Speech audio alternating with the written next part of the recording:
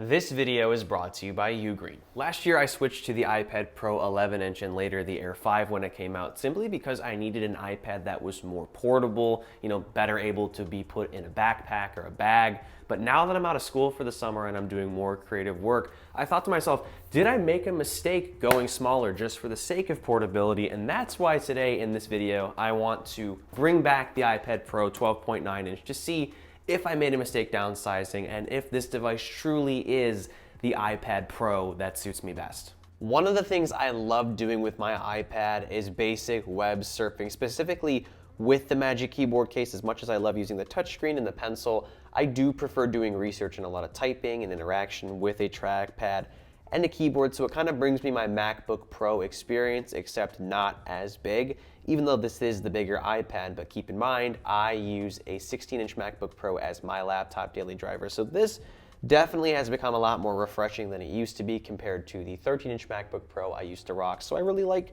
scrolling on eBay, for example, looking at old iPhone SE models. I'm big on trying to find Apple products with original firmware, and I'm trying to find a needle in a haystack, an iPhone SE or 6S with iOS 9. That's a whole thing. I'm not even going to get into it. Basically, they're impossible to find. I was also looking at a 2007 MacBook Pro just because I like to sync old iPhones with iTunes. And what else? I was looking at Apple News because WWDC is coming up, so we can click on this CNBC article here. So yeah, it's a lot like using a laptop, but of course I can obviously take the iPad off and sort of enjoy using it more like a newspaper or a book or whatever, whatever floats your boat, wherever your imagination brings you. The touchscreen is also nice, and of course you can use the pencil as well to highlight stuff and just interact with your web pages. So you get the best of both worlds with the 12.9-inch, and I do like the fact that the display is huge or big enough, especially compared to my 16-inch MacBook Pro, which I've become very accustomed to. Multitasking is also great, so I can open up Gmail here, the one email account that's not like private information. It's my school account, mind you.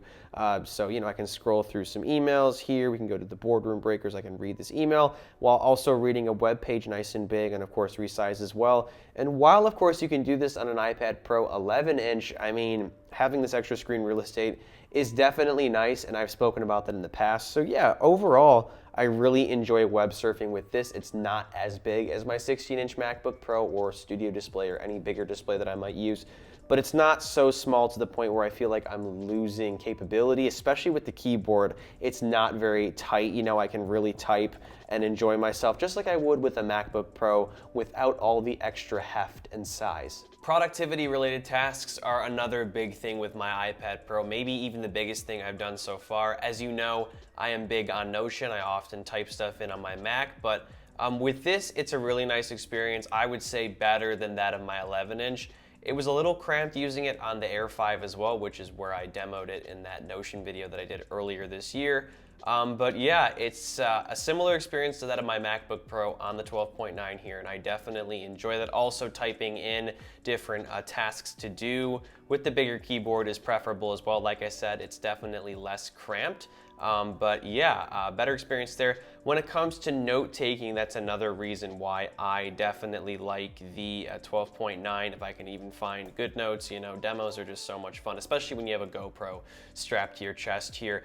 This is an accounting notebook that I had from last year. I actually have some summer classes that I'll be taking, so I'm kind of glad that I'm switching back to this, or at least thinking about it for a time here, because I definitely enjoy having a bigger canvas to write on. Here's a new notebook so you can see what I'm talking about. Yeah, I definitely prefer it to the 11-inch. I mean, yes, I did enjoy having a more portable tablet. It wasn't as heavy in my backpack. It's easier to sort of show around and throw around, but with this, I feel like I kind of have a full-sized-ish notebook, probably smaller, definitely smaller, but at least I have more of a space to rest my hand. Being a lefty, maybe that doesn't make a difference, because if you're right-handed, you definitely need some space to rest your hand as well. So, regardless of what handed you are, it's good to have extra space to rest your wrist. It's a lot more comfortable, and your wrist is not going to sort of sit on the edge and suffer a bit here. So, you know, I've said this a lot in the past. If you watch previous videos of mine, I have really loved the 12.9 inch for note taking, and I'm sort of rediscovering that fact. Even though, again, the 12.9 is definitely more to lug around. Something else I want to say is that if you are considering note taking with the iPad Pro, you're definitely going to want to pick up a paper-like screen protector. I always say this, they support my channel, full disclosure, but transitioning from paper products with pen and pencil to the iPad is so seamless, and it just adds a little extra texture to make it feel more real and less slippery and glass-like and unnatural. So it's definitely an accessory you're going to want to check out. I'll leave a link in the video description if you're interested. But yeah, I will say here, for productivity-oriented tasks for school and my general life organization, even though this is more to deal with, I definitely prefer this over the Air 5 and 11 inch. I'm pretty confident in saying that as well. But real quick, before we continue with the video here, I have a brief message from the people that made this video possible, Ugreen and their Ugreen Nexode 100 watt charger. As you can see, this thing looks a little used, and that's because it is. I've had this for about 6 months, and I brought it with me to school every day, and I used it to charge not only my MacBook Pro, but my iPad Pro and my iPhone, often at the same time. This thing can charge my MacBook Pro to 100% within an hour and a half, and my iPhone 13 Pro Max to 60% in 30 minutes. So it's really heavy duty. It also can endure a lot of usage here. It's a little scuffed up, but it's held up really well, and it looks really nice too. So if you're someone like me on the go and you want to charge multiple devices at once, and fast for that matter, it has GAN or GAN technology, you should definitely pick this up. I'll leave a link to it in the video description if you're interested. Another iPad Pro workflow that I want to walk you through is sketching and drawing, specifically with the 12.9 inch canvas. Of course, that's the whole point of this video.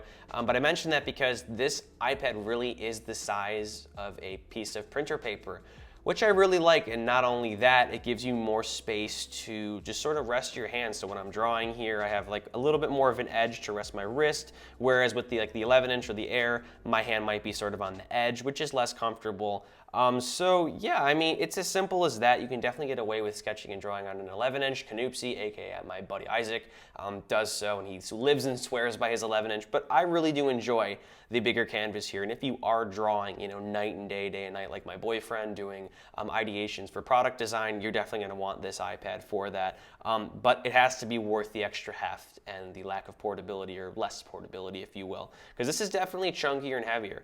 So, you know, I guess at the end of the day, it really does come down to what you want. If you're hearing my words and sort of being like, yeah, that's definitely me, then go for the 12.9, you know, don't overthink it. However, you gotta see to believe, you gotta go to the store and try it out. So this is one of those things where you just gotta go to the Best Buy near your house or the Apple Store and play around with the pencil with the 11 inch or the Air and the Pro 12.9 and then decide. But yeah, I personally like the 12.9 a lot better for this type of task. Something else I enjoy doing with my iPad Pro is photo editing in Lightroom here, and I'll just jump to the chase. It is definitely nice having the bigger or more screen real estate available. However, the experience is pretty much identical, and because I'm not drawing, because my hand is more so in one quadrant or area of the display, you know, having it scaled bigger doesn't necessarily do much for me. I mean, I do like the display size, but you could definitely get away with editing, you know, really great photos in Lightroom with an 11 inch or an Air 5, no problem. The only difference I will make note of is the display quality difference, not the size difference. The 12.9 inch, at least for now, features a mini LED display, which does look more contrasty and obviously has better, you know, brightness when it comes to HDR. Maybe you didn't know that, maybe it's not so obvious, but it is a better panel. So if you're using a MacBook Pro, like a newer one like I am with a mini LED display, it's more of a consistent experience.